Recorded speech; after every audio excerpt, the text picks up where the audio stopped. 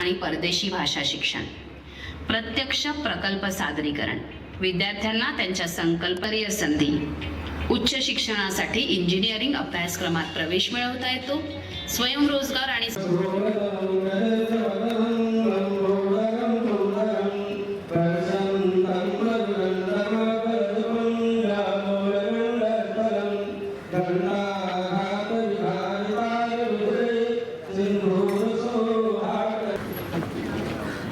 सिंघल आया क्या?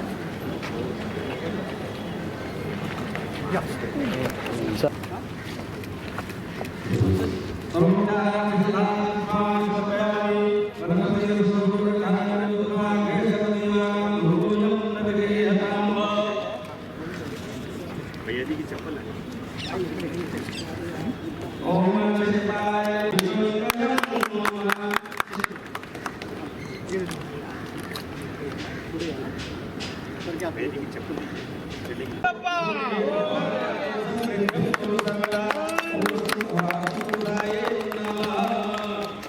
सर्वोपचारार्थं समर्पयामि।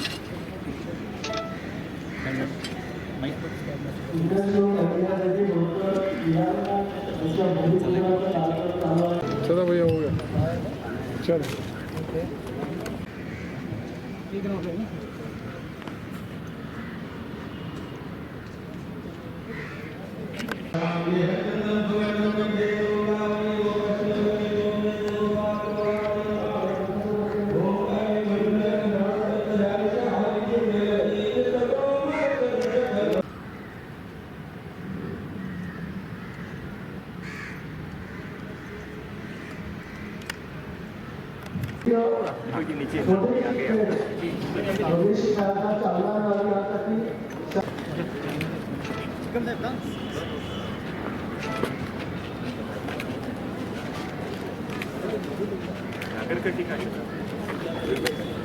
चलो भैया के नाम पे लिखे गए, बल्कि ऐसे व्यक्तियों के नाम पे लिखे गए कि जिनकी संपत्ति चाहे बैंक बैलेंस कम हो, पर समाज के अंदर जिनकी काम की क्रेडिट इतनी बड़ी है कि जिसके सामने बड़े बड़े इंडस्ट्रीज की संपत्ति करते हैं, ऐसे माननीय जाम साहब मुकादम के नाम के ऊपर महाराष्ट्र सरकार ने माननीय देवेंद्र फडणवीस जी के आदेशानुसार हमने आज ये नाम महाराष्ट्र सरकार की तरफ से माननीय भैया जी जोशी का धन्यवाद अर्पित करता हूं कि आपके आने से इस कार्यक्रम की शोभा बढ़ी है। कार्यक्रम तो हो जाता, हम सब लोग बहुत कोशिश करते हैं तो भी छोटे से हॉल में 100 कुर्सियां भी नहीं भर पाते, पर ये जाम साहब का प्रभाव था और माननीय भैया जी का नाम था कि यहाँ प्रतिनिधी म्हणून आपल्यामध्ये उपस्थित असलेले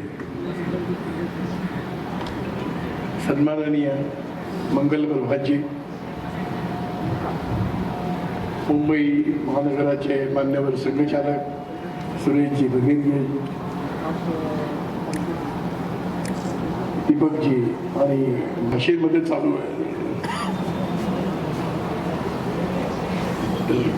याचा अर्थ असा आहे की मुंबईची एक भाषा नाही, मुंबईच्या अनेक भाषा आहेत, पण त्या त्या भागाची काही भाषा असते. त्या घाटकोपर परिसराची भाषा तर गुजराती आहे. गिरगावमध्ये हिंदी बोलणारे कवी मिळतील, मराठी बोलणारे. त्यामुळे मुंबई सोपं आहे की येणाऱ्या माणसाला मराठी शिकलं पाहिजे असं नाही. त्यामुळे बहुतेक दीपकजी पण मराठी शिकले नसावे, कौतुक आहे असं वाटतं कि अनेक प्रकल्पों को उनके ही नाम दिए जाते हैं,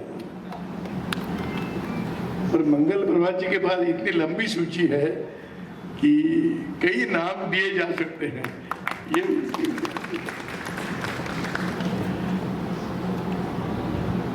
यहाँ पर आने के बाद महाराणा प्रताप नाम सामने आ, आज के इस कार्यक्रम के बाद जाम साहब मुकादम जी का भी नाम, केवल इतना ही नहीं, तो इसके पीछे जो भारतीय पारंपरिक खेलों का एक योजना जो बन रही है उसमें 19 श्लोक अहिल्याबाई का नाम किया है, अहिल्या देवी का नाम. मैं सोच रहा था कि महाराणा प्रताप के बारे में तो हमने सुना है, अहिल्या देवी के बारे में भी सुना है, पर जिनको हमने सुना है ऐसे जामसाहेब मुकादम है, हमको उनको सुनने का मौका मिला है। हमने कई लोगों ने उनको देखा है, कंधे से कंधा लगाकर काम किए हुए लोग यहाँ पर बैठे हुए हैं। उनके मार्गदर्शन में घाटों पर इस भाग में संघ कार्य को बढ़ाने का कार्य किया, ऐसे अनेक कार्यकर्ता यहाँ पर आए और अपनी शैली और अपने स्वभाव से अनेक अंतःकरणों में जिन्होंने अपना स्थान बनाया, ऐसे सज्जन वृंद यहाँ पर है। जाम साहब का नाम इस सारे औद्योगिक प्रशिक्षण परिसर को देना, यह हम सबके लिए गौरव की बात है, आनंद की बात है। इसलिए जो मंगल प्रभात जी कह रहे थे और बाकी भी सुन रहे थे आप लोग कि यहाँ इतने सब लोग आए हैं, वो उन्होंने आधा सत्य कहा है, आधा सत्य नहीं है। आधा सत्य यह है कि जाम साहब जी के कारण आप सब लोग आए हो, मेरे कारण आए, ये तो मुझे ठीक लगे इसलिए उन्होंने कहा। आपकी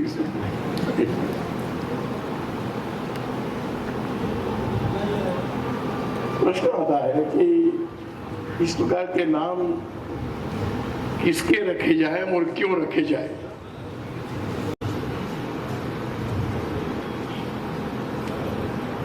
आजकल दानदाताओं के नाम लिखने की परंपरा है, बड़े बड़े चिकित्सालय बनते हैं,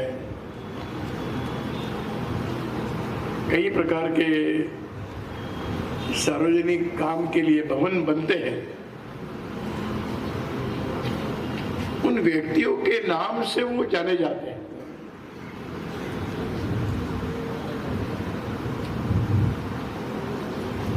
पुराना संवाद है, मैं जानबूझकर किसी को उल्लेख करना इसलिए नहीं, परंतु एक प्रश्न आता है बिरला जी के नाम से मंदिर बहुत है। बिरला जी ने कहा कि हमने मंदिर बनाए हैं, तो किसी ने उनको सहजता से कह दिया मंदिर तो आपके बने हैं, अंदर देवता कौन है वो देखना पड़ता है जाकर, तो नाम तो दिए जाते हैं।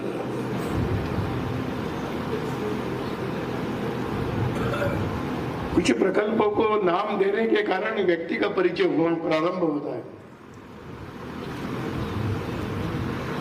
पर मुझे विश्वास है कि यहाँ पर व्यक्ति के नाम से इस प्रकल्प का परिचय आगे चलकर होने वाला है।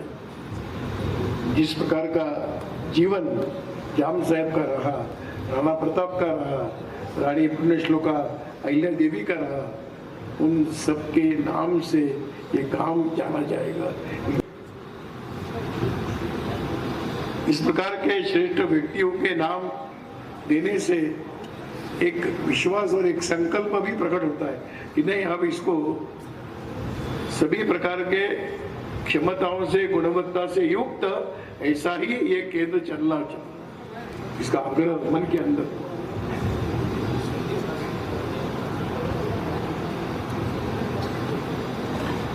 जाम साहब जी को जो जानते हैं उनको मालूम है कि शायद नहीं, मुझे विश्वास है जाम साहब जी के बनने का भी ऐसा नहीं होगा कि घाटकोपर कुर्ला में किसी प्रकल्प को मेरा नाम दिया जाएगा।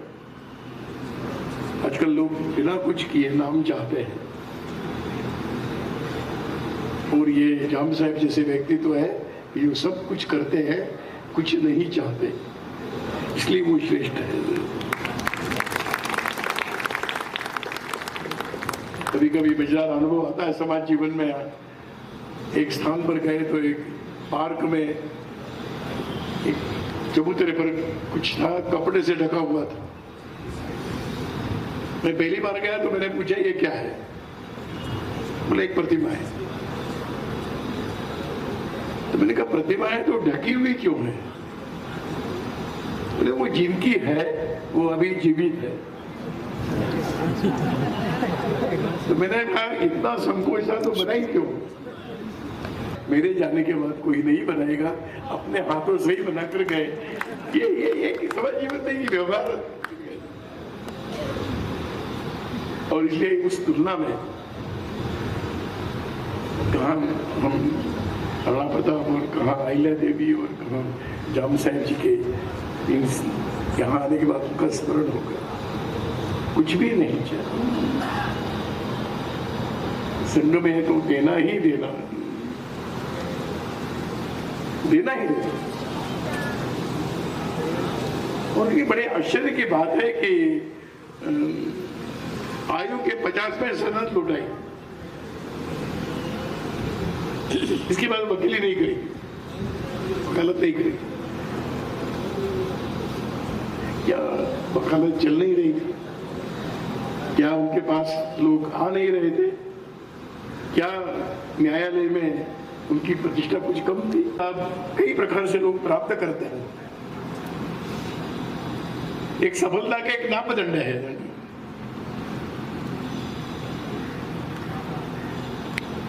कि जिसको नापा जा सकता है कि इनकी संपत्ति इतनी है, इनकी शिक्षा इतनी है, इनके उद्योग इतने हैं, इन्होंने कई लोगों को रोजगार दिया है। ये आज सफलता के नापदंड दुर्भाग्य से इन्हीं नापदंडों पर व्यक्ति का आकलन होता है, व्यक्ति का मूल्यांकन होता है। तो सफलता परिचय व्यक्तित्व संघ ने कई निर्माण किए हैं। उनका जीवन अर्थपूर्ण रहा है, सार्थक जीवन है। सफल जीवन परिश्रम से, भाग्य से होगा, सार्थक जीवन साधना और साधना से ही प्राप्त होता है। इस प्रकार के श्रेष्ठ साधक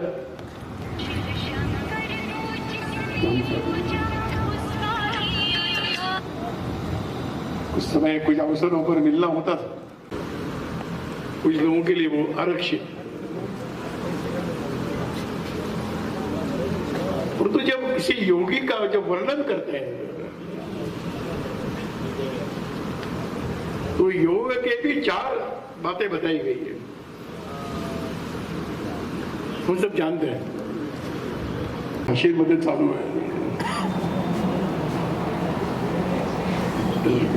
याचा अर्थ असा की मुंबईची एक भाषा नाही, मुंबईच्या अनेक भाषा आहेत, पण त्या भागाची काही भाषा असते। त्या घाटकोपर परिसराची भाषा तर गुजराती आहे। गिरगावमध्ये हिंदी बोलणारे कमी मिळतील, मराठी बोलणारे। त्यामुळे मुंबई सोपं आहे की येणाऱ्या माणसाला मराठी शिकलं पाहिजे असं नाही। त्यामुळे बहुतेक दीपकजी पण मराठी शिकले नसावे का असं काय असं वाटतं।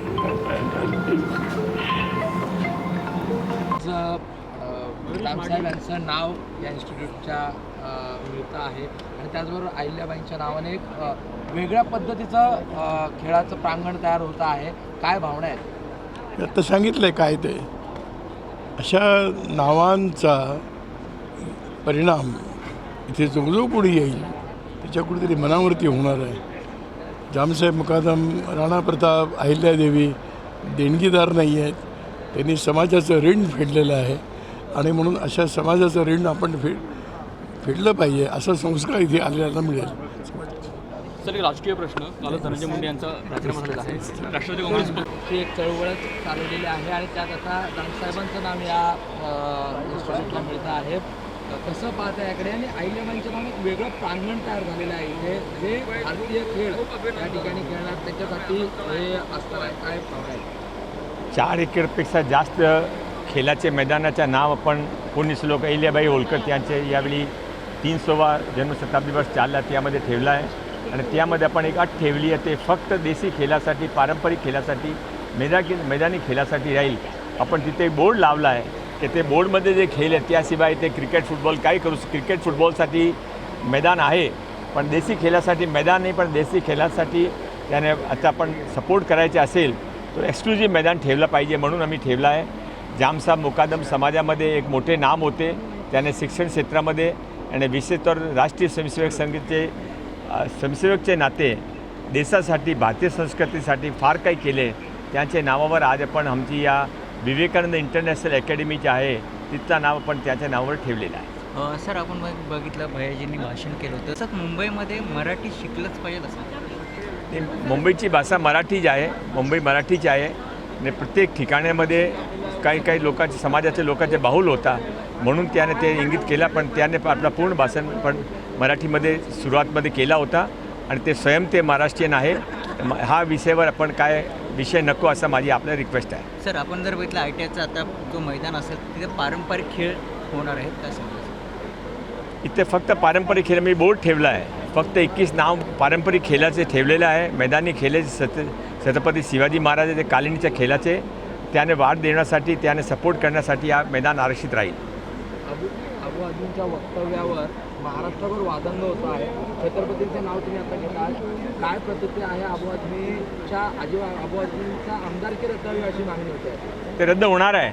अबू आझमीने जे केलं तर कोणी माफी मिळणार नाही आहे. त्याने आमदारकी पण रद्द होणार, त्या सार्वजनिक जीवन पण रद्द होणार आहे.